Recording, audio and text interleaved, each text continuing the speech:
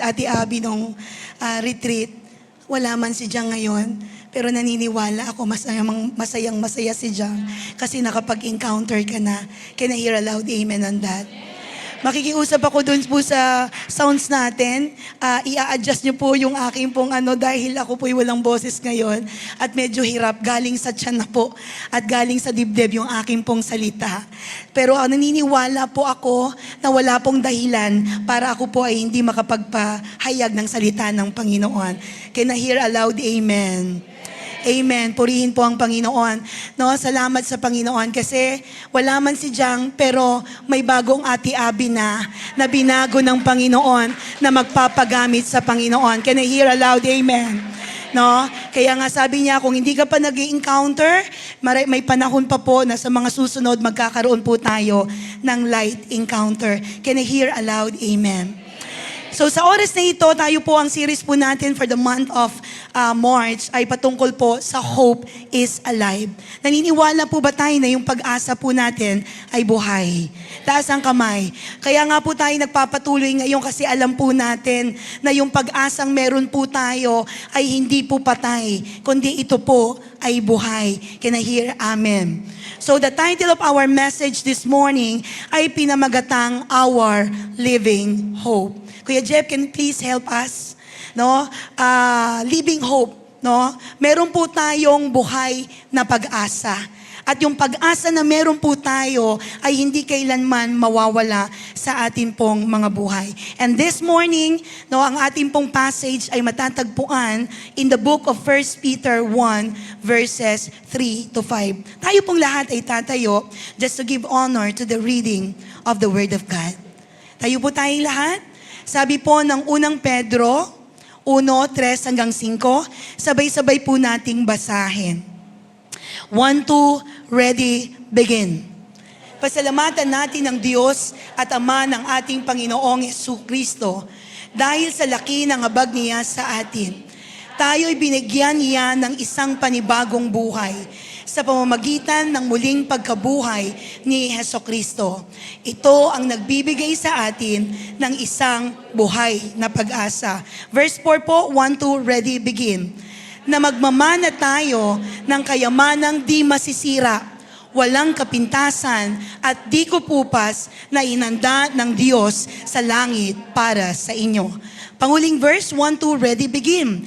Sa pamamagitan ng inyong pananampalataya, iniingatan kayo ng kapangyarihan ng Diyos habang hinihintay ninyo ang kaligtasang nakandang ihayag sa katapusan ng panahon. Tayo pong lahat ay yumuko at manalangin. Ama naming Diyos sa makapangyarihan sa lahat, kami po ay nagpupuri at nagpapasalamat sa iyong kabutihan, sa iyong katapatan sa amin pong mga buhay. Ang amin pong panalangin sa umagang ito, marinig ang tinig ng Diyos, hindi tinig ng tao. At ang dalangin ko, Panginoon, buksan mo ang aming mga puso't isipan upang anumang mga bagay ang nais mong ipahayag sa amin, ito po ay aming makuha, maisabuhay at magawa namin, Panginoon, ang iyong kalooban habang kami ay nabubuhay.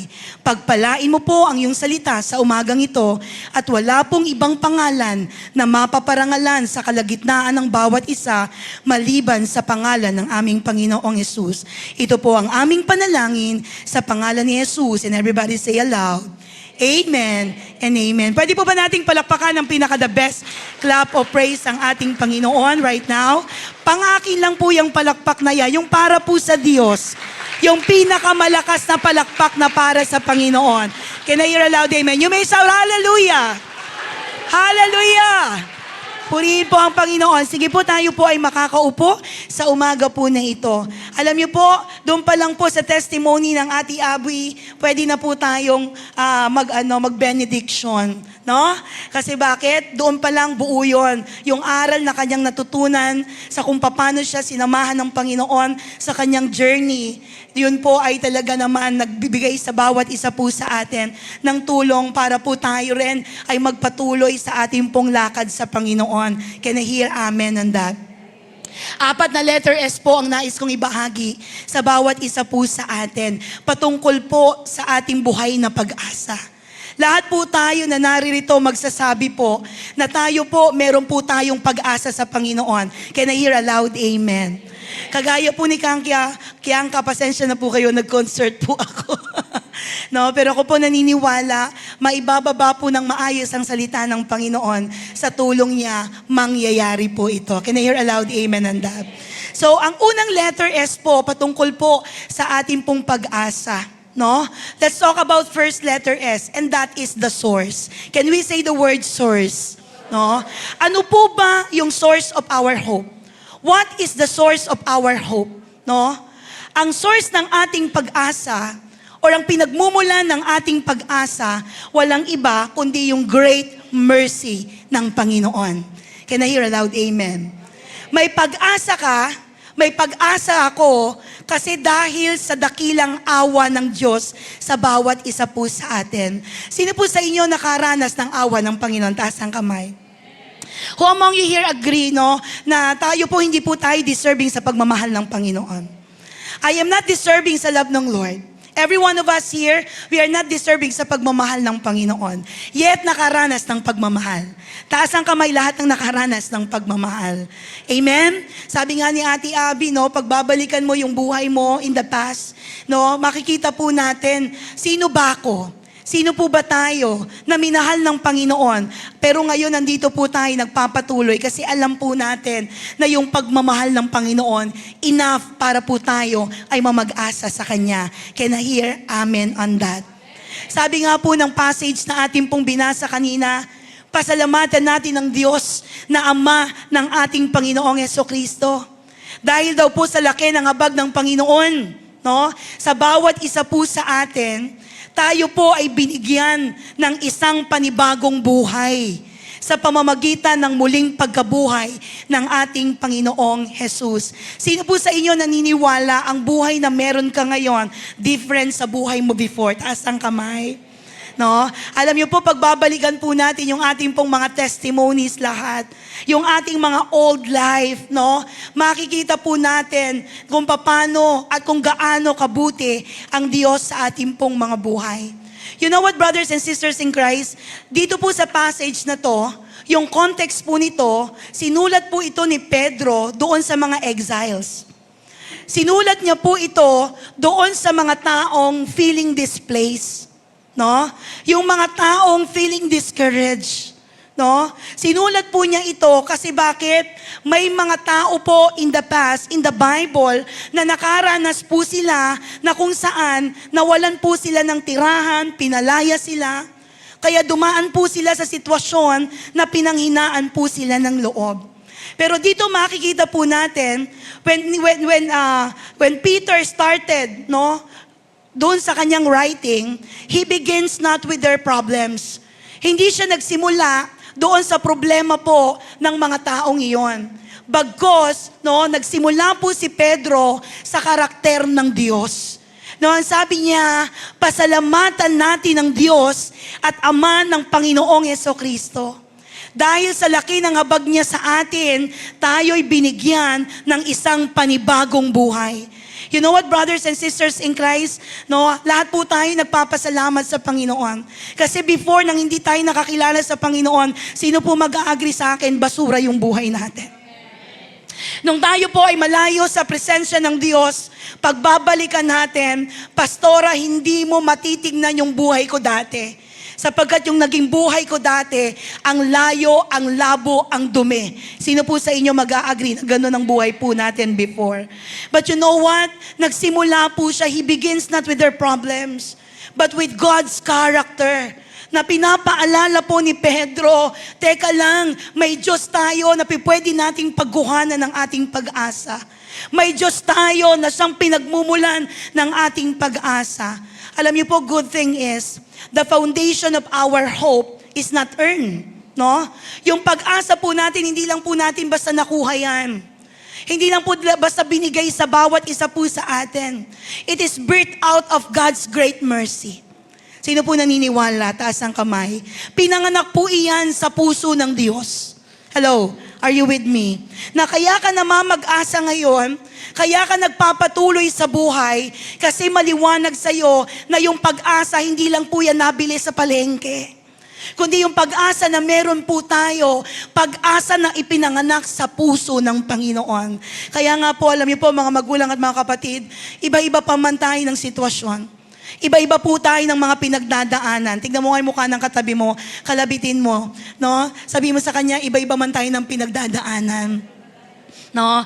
Alam natin na tayo po ay sinasamahan ng Panginoon. Can I hear aloud, amen? Kung nag-a-agree ka dyan, pwede mo bang palakpakan ng Panginoon ng pinaka-the best clap of praise na pang Panginoon? At salamat sa Panginoon, sapagkat naniniwala po ako, tayo po na naririto, nakaranas po ng bagong kapanganakan. All of us here, nakaranas ng tinatawag ng new birth experience. And being born again is not about papasok ka sa isang relihiyon. But being born again, no, yung pagiging born again, yan po ay alin? Pagbabago ng buhay. No, lahat po tayo, nung tayo po ay malayo sa Panginoon, ang labo po ng buhay natin. Ang layo po, tayo po ay nagtatampisaw sa kasalanan. But you know what? When Christ entered into our hearts and we accept Him as our Lord and Savior, nakita po natin na nagkaroon ng change yung ating pong lakad sa Panginoon. Can I hear aloud, amen? One night, merong isang tao by the name of Nicodemus. Ano po sabi ng Bible? Hindi siya makatulog. Ang ginawa po ni Nicodemus, no, pumunta po siya sa Panginoong Jesucristo. Ang ginawa niya, nakipagkwentuhan siya. At doon sa kanyang pakikipagkwentuhan, he just expressed yung kanyang pagkakakilala sa Panginoon. And he said, no, sabi po ni Nicodemus, you are the teacher. You are not only the teacher, but you are a teacher that comes from God. Ikaw ay isang guro. Hindi ka lang basta guro, kundi ikaw ay isang guro na galing sa Diyos.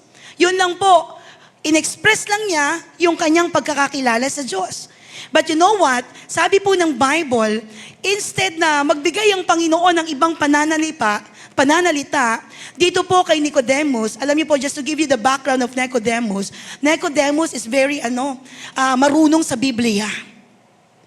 Nicodemus is also a teacher. Nicodemus, halos kabisado niya ang Bible. Si Nicodemus po, alam niya yung sinasabi ng Panginoon. But you know what? Nung narinig ng Panginoon yon, yung expression ni Nicodemus, that you are not only the teacher, but you are a teacher comes from God. Alam niyo po ang sagot ng Panginoon, you know what, Nicodemus? Unless a man be born again, he cannot see the kingdom of God. Maliban ang tao'y maipanganak na muli, hindi niya makikita ang kaharian ng Panginoon. Alam niyo po, ayos lang sa akin, when Jesus said that words sa alin? Sa isang makasalanan na katabi niya nung nakapako sa krus. You remember? Yung isang sinner, isang magnanakaw, nakatabi ng Panginoon, nakapako. Okay lang po sa akin at matatanggap ko na binanggit niya po yun doon sa isang makasalanan. At okay lang din po sa akin kung binanggit ng Panginoon yon kay Maria Magdalena na isang babaeng mababa ang lipad. No?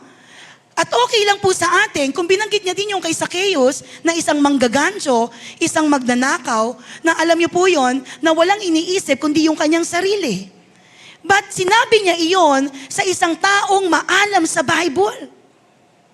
Na pinapakita lang po doon, either maalam ka sa Biblia o hindi ka maalam sa Biblia, nangangailangan ka ng kaligtasan. Can I hear aloud amen on that? At sinasabi ng Panginoon, unless a man be born again, Nicodemus, you cannot see the kingdom of God. What's the point? Brothers and sisters in Christ, tayo po ay naligtas. Tayo po ay nagkaroon ng tinatawag na new birth experience. It's not because naging mabait tayo. But kaya po tayo nagkaroon ng tinatawag na bagong kapanganakan sapagkat alam po natin na tayo po ay alim. No? Na tayo po ay ipinanganak dahil sa alin? Sa Espiritu. No? Sabi po ni Nicodemus, Panginoon, pwede pa po ba akong bumalik sa tiyan ng nanay ko? No? Pero ang sabi ng Panginoon sa kanya, sabi niya, ang ipinanganak sa laman ay laman. Pero ang ipinanganak sa Espiritu ay Espiritu. So the Lord is talking about, not in physical, But the Lord is talking about spiritually that we need to what? We need to experience yung what we call new birth experience. Can I hear a loud amen on that? Alam niyo po mga magulang at mga kapatid, hope is not an improvement of our old life. No? Yung pag-asa na meron tayo, hindi para i-improve yung dati mong buhay, yung old self mo. But the hope that we have, it is the beginning of a new one. Ito po ay pasimula ng bagong ikaw. Pwede bang sabihin mo sa katabi mo, bagong ikaw? Ha? Hindi po, ang sabi ng Bible, hindi yung dating ikaw, improve mo yan. No! Dapat bago.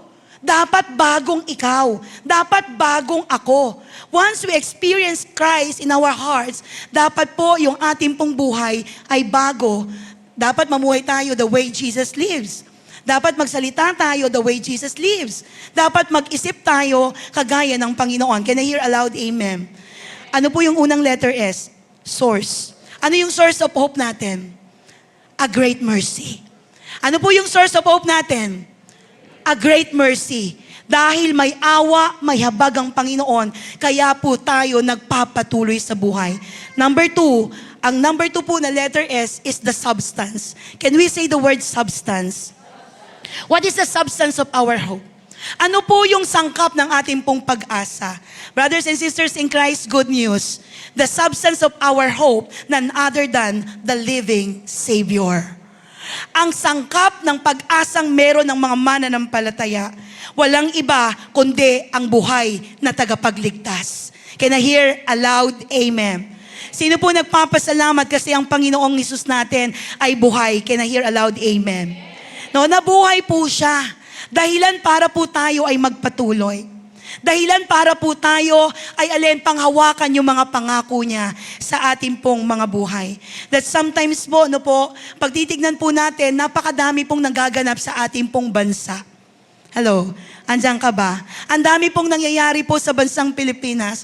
At pag titignan mo, pag nag-uusap kami mag-asawang, sabi ko, awang-awa ko sa Pilipinas. No? Kaya nga alam niyo po, wag niyong kakalimutan yung bansa natin sa pananalangin. No? Pag tinignan natin, sabi ko, ito pa talaga yung pinaka-worst pagdating sa yung pinakamataas na gasolina. No, alam niyo po, nagtatanong-tanong ako sa mas matatanda. Ang sabi nila, yes. No, pero sabi ko, Lord, tamang ang mundo, chaos. Tamang yung paligid po natin, maraming mga sitwasyong hindi maganda. Pero good thing is, kung merong binigay sa iyo ang Panginoon, yun po yung kapayapaan sa puso. Can I hear a loud amen? Magtaasa na silang lahat, pero alam po natin na ang Panginoon ang pag-asa natin. Kung mag-a-agree ka dyan, papalakpak ang mga kamay na yan para sa Panginoon. What is the distinction? Ano po yung pagkakaiba ng pag-asa ng mundo sa pag-asa po natin ngayon? No, the hopes are dead. No? Most Christian, ang pag-asa po nila patay. Bakit patay? Kasi ang pag-asa nila nakadikit sa pera. Pero wala po dito niyan. Sabi mo sa katabi mo, hindi tayo yan. Tama po ba? Kapag nawala ang pera, wala na yung pag-asa. And mostly, maraming mga tao, ang pag-asa po nila nasa health nila. Na kapag nawala yung health nila, wala na rin pong pag-asa. And most people, they put their hope on other people. Na kapag sumablay yung taong iyon, ang pag-asa niya bagsak na din. But not Christian dito sa tahanang ito. Can I hear a loud amen? Tignan mo nga yung mukha ng katabi mo, sabi mo, hindi tayo yon. No? Alam niyo po mga magulang at mga kapatid, pero ang nakakatuwa, yung dinidescribe ni Pedro na pag-asa na meron tayo, he calls it a living hope. Sinasabi ni Pedro, you know what? Light of the world, may kawayan. The hope that you have is a living hope. Ibig sabihin, buhay ang pag-asa nating lahat. Tamang may pagsubok tayo. Tamang may pinagdadaanan tayo. Tamang napakadami nating disappointments. Kasi yung tao na nilagay natin into the pedestal, bumagsak siya. But you know what, brothers and sisters in Christ? Pag alam mo na ang pag-asa mo galing sa Panginoon, magkamali man ng iba, titingin ka sa Diyos na pinagmumula ng pag-asa sapagkat maliwanag sa'yo na ang Diyos na nagbigay ng pag-asa ay totoong buhay at hindi kailanman, mananatiling patay. Kung nag-a-agree ka dyan, papalakpak ang mga kamay na yan para sa Panginoon. Alam niyo po, may pag-asa tayo. We have hope. And that hope, yan po yung ating pinangahawakan. No, the mechanism, yung mekanismo po, this hope exists through the resurrection of Christ our Lord Jesus. No? Doon mula sa kanyang kamatayan, siya po'y muling nabuhay. Yun po yung mekanismo. May nabuhay na magmuli. Can I hear a loud amen? Kaya dapat yung pag-asa po natin, sabi mo sa katabi mo, active. Pag sinabing active, may problema ngayon, pero hindi po siya na-hold ng problema. Pupunta pa rin ako sa church kahit may problema kasi gusto kong ibalik sa Panginoon ang pagsamba. Kung ikaw yan, pwede mo bang palakpakan ang sarili mo sa umagang ito? Hello, may kausap po ba ako ngayon? Alam niyo po, anumang sitwasyon, anumang problema, anumang pagdadaanan natin, magpapatuloy tayo kasi ang tumawag po sa atin, hindi tao. Ang tumawag po sa atin, walang iba kundi ang Diyos na buhay. That time will come, no? Pagbabalik ng Panginoon, makikita po natin ang Diyos ng mukhaan. Makikita natin si Kristo sa langit, no? Pero yung presensya ng Ama, yung mukha, hindi natin makikita ng Ama. But yung kanyang presensya, mararanasan po natin sa langit na bayan. But you know what, brothers and sisters in Christ, salamat sa Panginoon. Kasi naniniwala po tayo na ang pag-asa na meron po tayo ay pag-asa na active at pag-asa na growing. Can I hear a loud amen? Is it our hope growing? Lumalaki po ba yung ating pag-asa?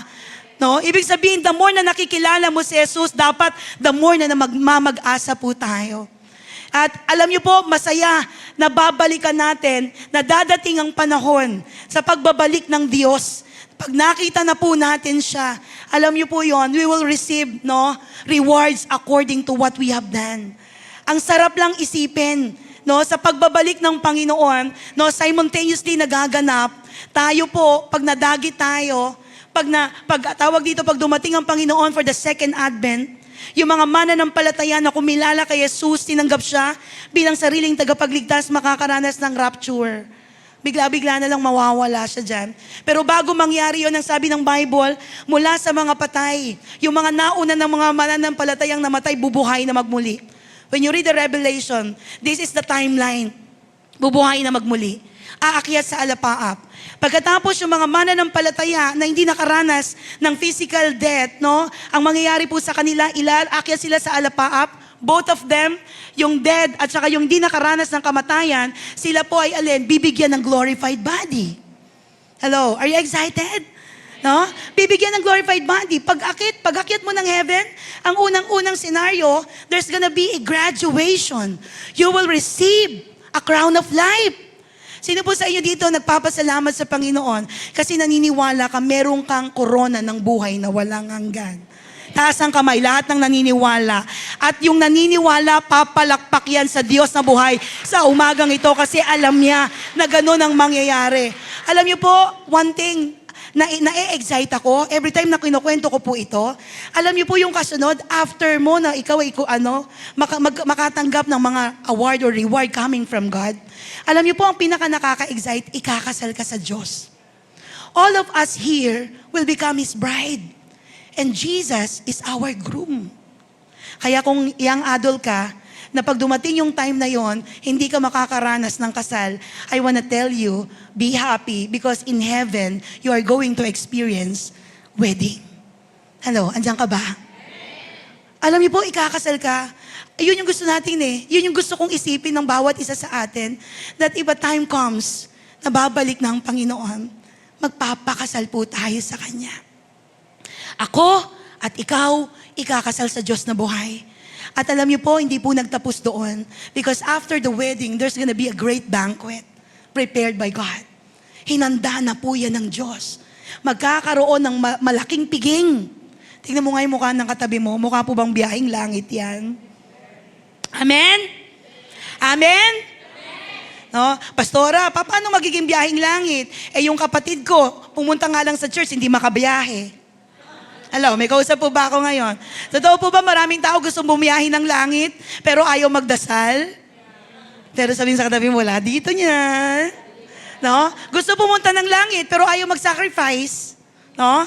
But you know what, brothers and sisters in Christ? Yun po yung gagawin ng Panginoon. And the good thing is, after po noon, there's gonna be a rest. magpapahinga tayong lahat.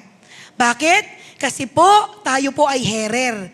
Pag sinabing herer, tagapagmana. So, yung binabanggit ng Bible na luluklok tayo kasama ng Diyos, totoo po iyon. So, ibig sabihin, tayo po ay maghaharing kasama niya. And simultaneously, nagaganap sa ibaba, no? Na-rapture na tayo, na-aakyat na tayo, tapos yung mga maiiwan, na hindi kumilala sa Panginoon, hindi siya tinanggap bilang Panginoon, maiiwan sila, those are the people who are gonna experience yung tinatawag na the Great Tribulation. May matinding paghihirap. Yung iba papatayin, yung iba ganito. But you know what? Ang Panginoon mapagmahal. During the midterm ng tribulation na iyon, magliligtas pa ang Panginoon. Ng mga Muslim, ng mga Hindu, ng kung ano-ano po. Magliligtas pa po ang Panginoon. At alam niyo po, may mga tao na mai-spare ang buhay, hindi mamamatay. At those people na nakapagtago because of magkakaroon ng tinatawag na magkakaroon ng matinding tribulation, yung mai-spare doon ang papasok doon sa 1,000 years. At you know what? Merong sabi ang Bible, tatalian si Satan during 1,000 years. Pag tinalian siya, no, ibig sabihin, silent ang sin. During 1,000 years, hindi na po tayo yung set of people na yon. Because nandun po tayo kasama ng Panginoon, naghaharing kasama niya. Can I hear a loud amen? Alam niyo po, yung si Satan tatalian, 1,000 years. One day in heaven is 1,000 years here on earth. Alam niyo po, ang nakaka-excite na part doon, no, pag after 1,000 years, pakakawalan si Satan. During 1,000 years na nakatali si Satan, walang mamamatay. During 1,000 years na nakatali si Satan, walang magkakasakit. Hindi ibig sabihin walang kasalanan. Silent lang ang sin during that time. But you know what? After 1,000 years, pag batengting, 1,000 years, pak! Alam niyo po yun? Si Satan papakawalan. Doon ulit siya. Kasi magkakaroon ng loyalty check ang Panginoon. Kung sino ba talaga sa Kanya at kung sino ang hindi sa Kanya. Alam niyo po, after po noon, ang mga anghel kasama ng mga mananampalataya, makikipaglaban sa kaaway. There's gonna be a great Armageddon. Alam niyo po, makikipaglaban sa kaaway. Pagkatapos makipaglaban sa kaaway, yung pagkatapos ng loyalty check ng Panginoon, sa tao ba ito naglilingkod o sa Diyos naglilingkod? After the loyalty check of God, doon palang mangyayari yung mga nababasa natin in the Bible na there's gonna be a new heaven and new earth, pero hindi na tayo ang set of people na papasok po doon. Are you excited? Are you excited sa hinahanda ng Panginoon for all of us? Brothers and sisters in Christ, gusto ko pong ipaalala sa bawat isa sa atin. When you read our Bible, when you read your Bible, you will hear, you will see, you will read things na sinasabi ng Panginoon in the last days.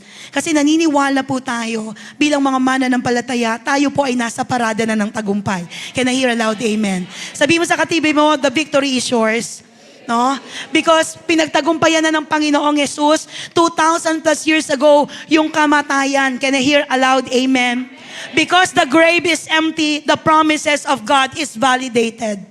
Because the grave is empty, no, buti na lang empty na siya. Kasi bakit? If Christ stayed dead, alam niyo po kung ang Panginoon na natiling patay, hope would be hallucination.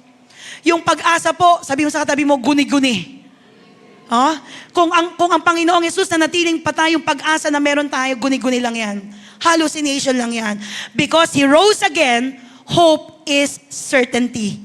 No, yung pag-asa na meron po tayo, may katiyakan. Gisingin mo yung katabi mo, sabi mo may katiyakan.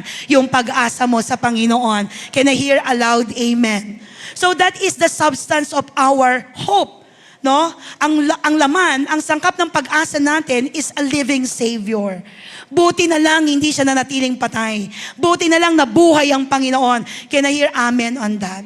And pangatlong letter S, yung word na security. Can we say the word security? No? The security of our hope. Ano po ba yung seguridad ng ating pag-asa? The security of our hope is an imperishable inheritance. Wow! Yung seguridad ng pag-asa na meron ako at ng pag-asa na meron po kayo, ito po ay hindi masisirang mana. Wow.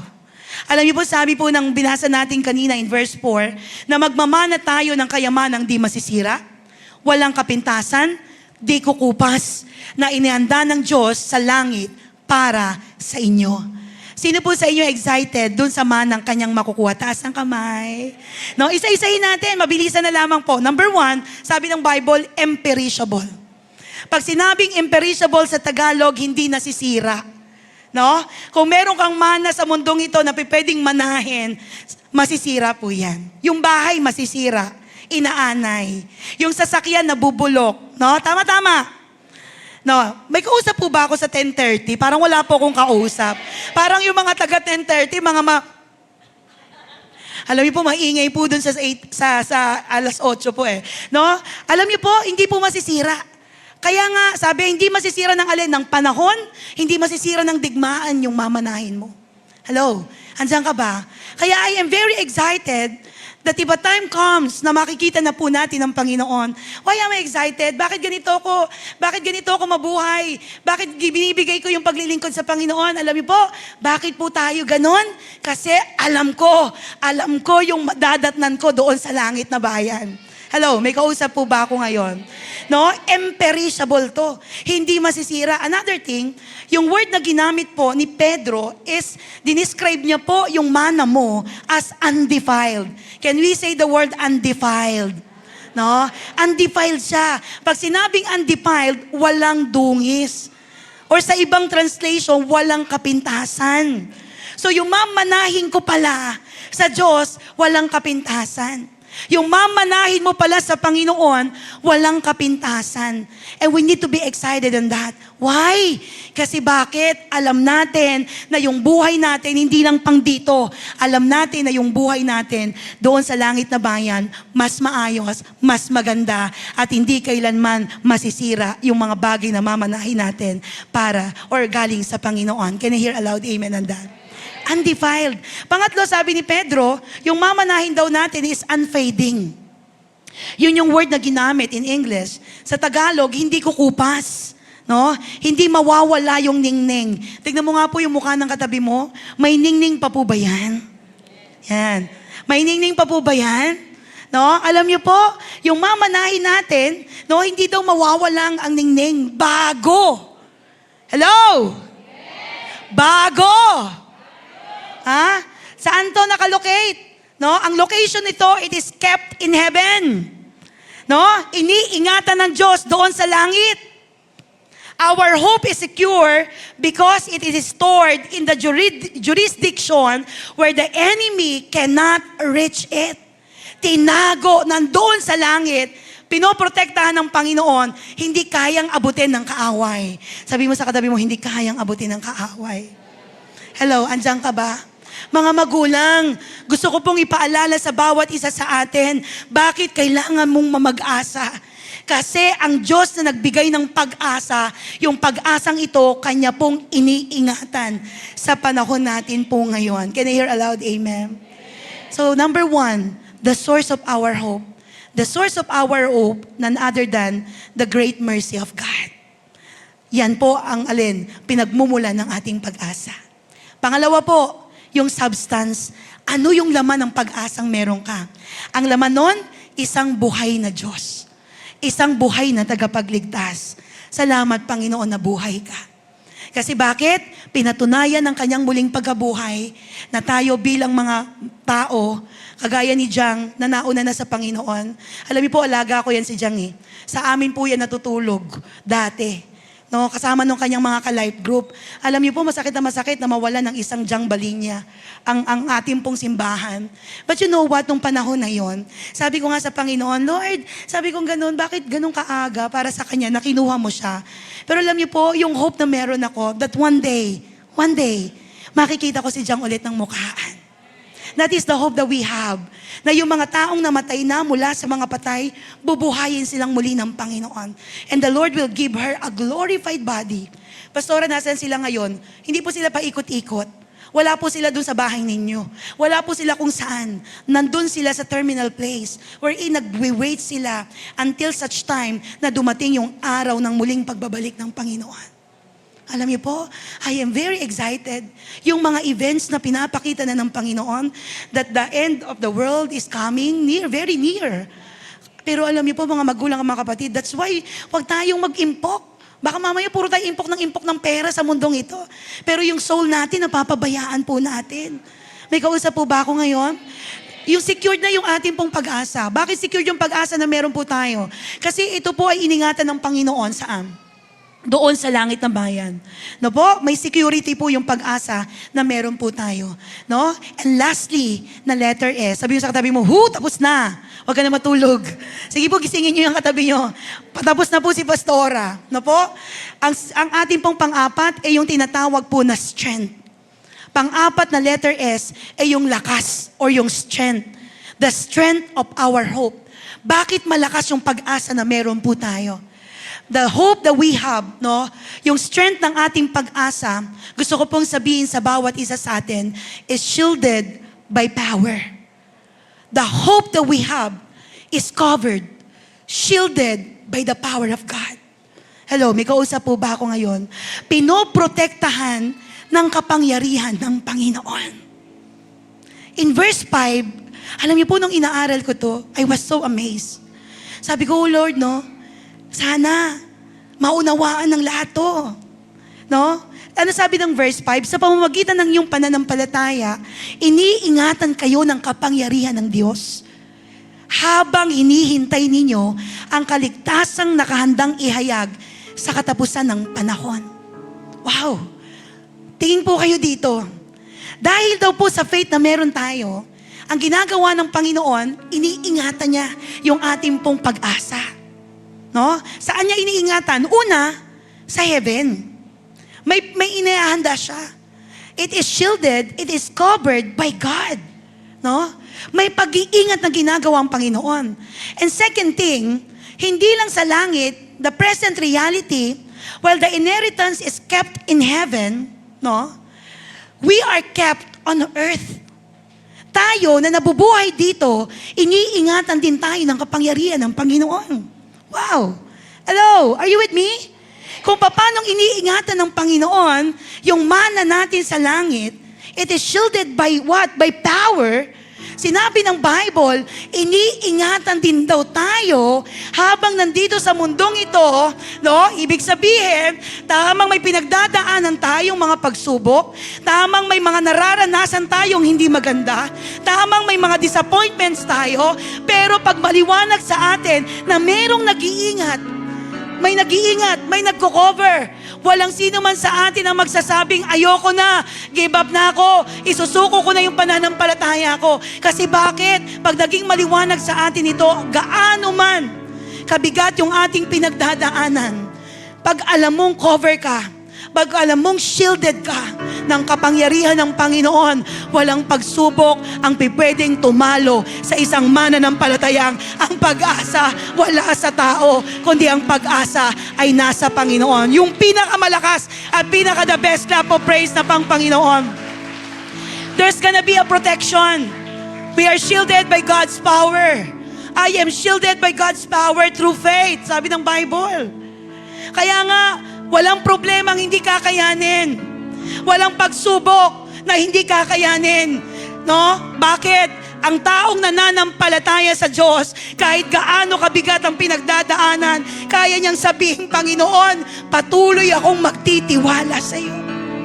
Panginoon, patuloy magtataas ang mga kamay na to. Kasi naniniwala ako that time comes, pag dumating yung panahon, that I wanna see you face to face. God, naniniwala ko, pangyayarihin mo lahat ng ipinangako mo sa buhay ng bawat isa po sa atin.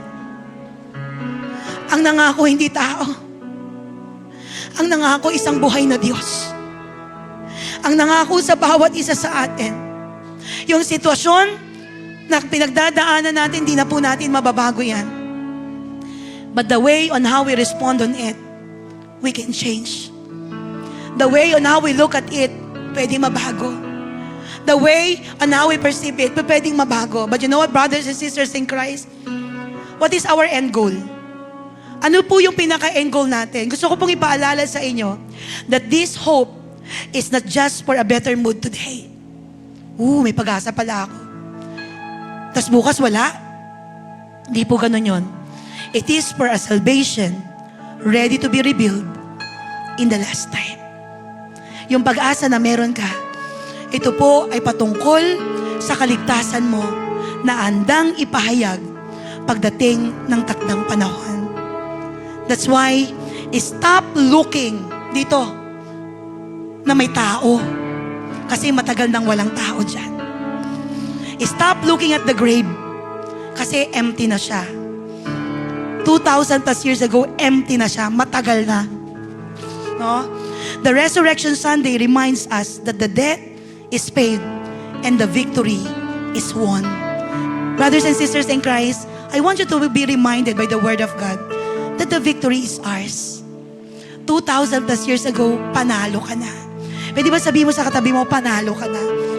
Kaya walang problema ngayon na sasabihin mo sa akin, Pastora, walang solusyon. No. Baguhin mo yung laman ng isip mo.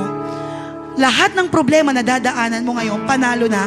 Kasi 2,000 plus years ago, pinanalo na ng Diyos yung laban. Kaya nga, paano natin i-apply to? We need to live differently. Mamuhay kang kakaiba. Kung sila nakikipag-compromise, ikaw dapat hindi. Kung sila living into sin, dapat ikaw hindi. Kung sila gumagawa ng kasalanan, dapat ikaw hindi. Kung sila hindi pinipili ang Diyos, dapat ikaw hindi. Mga magulang at mga kapatid, let's live differently. We must die to ourselves kasi ang Panginoon na ating pinaglilingkuran ay mabuti sa ating pong mga buhay. Tatayo po tayong lahat in the presence of God right now. Hallelujah. Hallelujah. Hindi ko po alam yung mga sitwasyon. Hindi ko po alam ang inyong mga pinagdadaanan. But the Word of God is clear that we have this living hope. And we will experience yung great inheritance na pine-prepare ng Panginoon for you and for me pagdating ng takdang panahon. Sa oras na ito, di man tayo deserving sa pagmamahal ng Diyos, yet patuloy niya tayong inaabot. Yet patuloy na binibigyan niya tayo ng pag-asa. Kapatid, as you lift up your hands towards heaven today, gawin mong altar yung kinatatayuan mo. Habang nakataas ang kamay, nakapikit ang mata, let's continue, hallelujah, to give honor to the King of Kings and to the Lord of Lords. Hallelujah. Salamat, Panginoon. Thank you for reminding us about your word. Patuloy po tayong sumamba sa Panginoon sa umagang ito. Susikaw ang aking gabay. Ikaw yung gabay namin, Ama. Pagmamahal Ikaw, Panginoon, yung pag-asa namin. ay walang kapantay. Ikaw, Panginoon, ang patuloy, Di man ako karapat-dapat. hallelujah, na susundin namin sa aming mga buhay.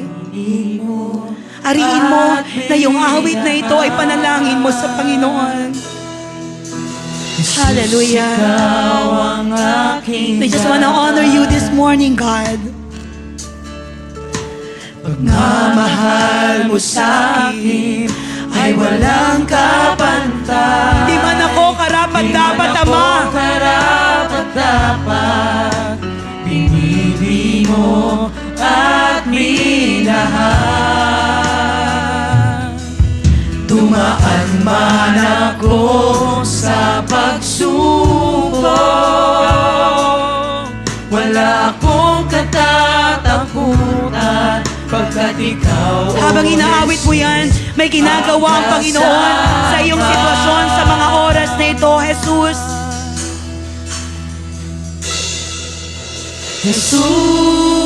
Jesus, di mangangamba. Jesus, sabihin mo sa iyong mamamag-asa, Sa iyo'y mamamag-asa, di man maunawaan, basta't kasama kita.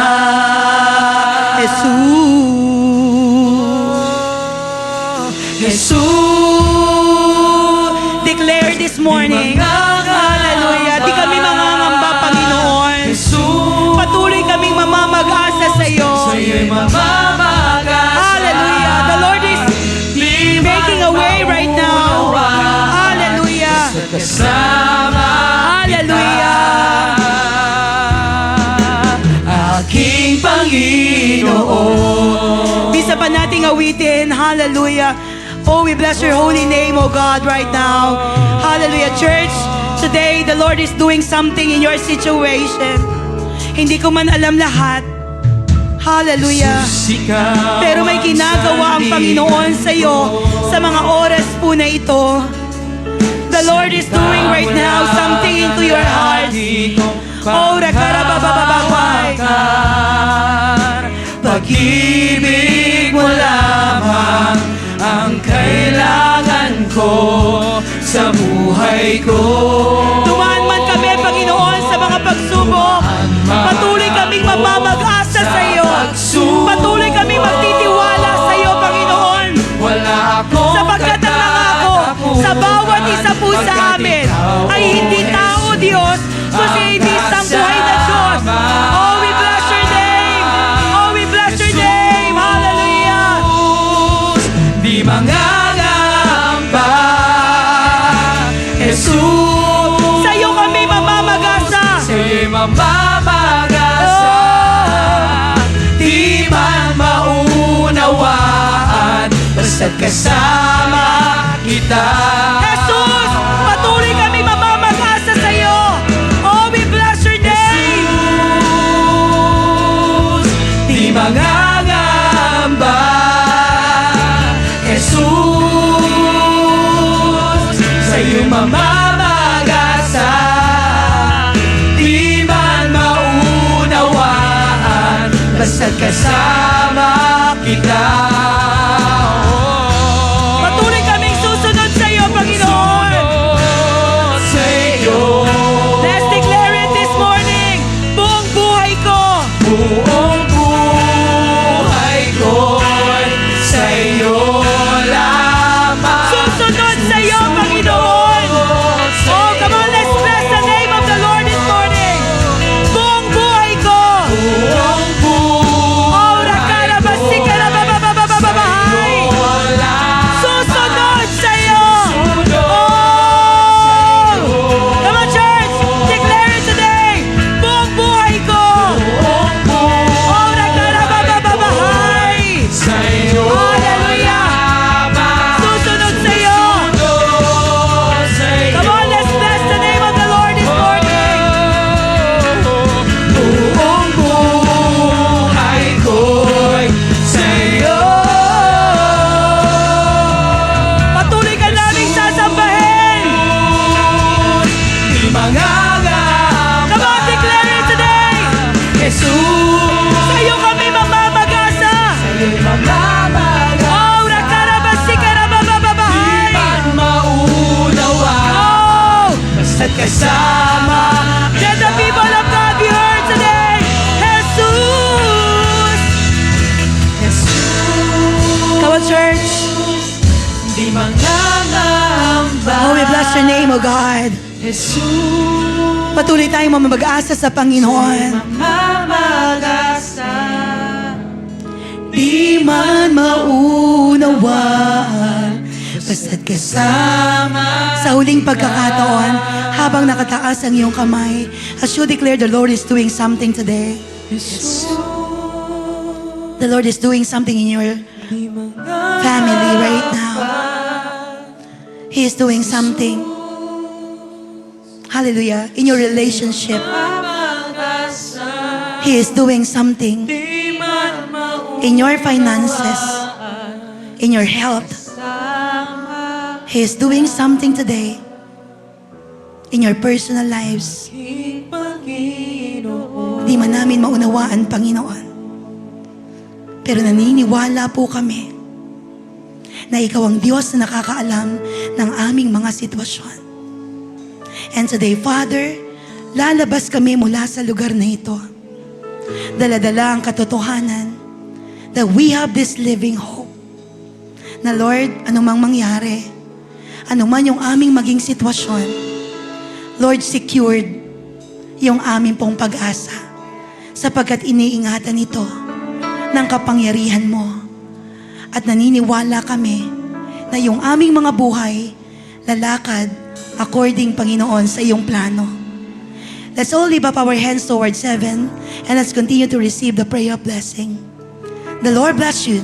I receive. The Lord keep you. I receive. May His face shine upon you. I receive. The Lord bless the work of your hands. I receive. The Lord give you hope, I receive. peace, I receive. love, I receive. joy. I receive. The Lord increase your faith. I receive. The Lord anoint you to become a blessing. I receive. In the mighty name of Jesus, and everybody shout aloud. Amen and amen. Palakpakan po natin ang Panginoon sa umagang ito ng pinaka-the best love of praise na pang Panginoon. Tapos na po ang ating gawain. Pwede po ba humana po tayo ng 10 na yayakapin, kakamayan, at ipaparamdam po natin ang pag-ibig ng Panginoon. God bless you everyone. See you next Sunday. Continue to shine for Jesus. Shalom, shalom.